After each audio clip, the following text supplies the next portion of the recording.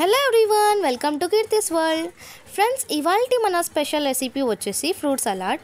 ఈ సమ్మర్లో టేస్టీగా కూల్గా ఇలా ఫ్రూట్ సలాడ్ని చేసుకోండి.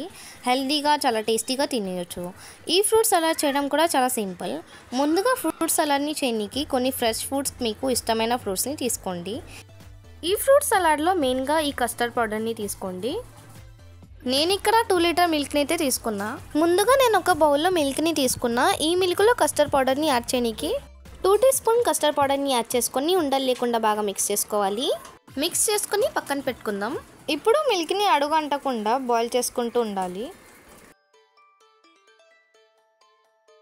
2 టీ స్పూన్ షుగర్ వేసుకొని బాగా మిక్స్ చేసుకోవాలి.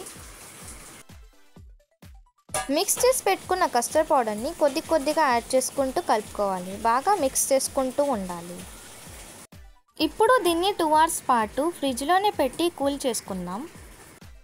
కూల్ అయిన తర్వాత కట్ చేసి పెట్టుకున్న ఫ్రూట్స్ని యాడ్ చేసుకొని బాగా మిక్స్ చేసుకుందాం. నేనైతే ఇక్కడ గ్రేప్స్, యాపిల్, పొమోగ్రానేట్, బనానాని తీసుకున్నా. మీరు మీకు నచ్చిన ఫ్రూట్స్ని యాడ్ చేసుకోవచ్చు. ఇంకంతే, ఎంతో టేస్టీగా ఉండే ఫ్రూట్ సలాడ్ రెడీ.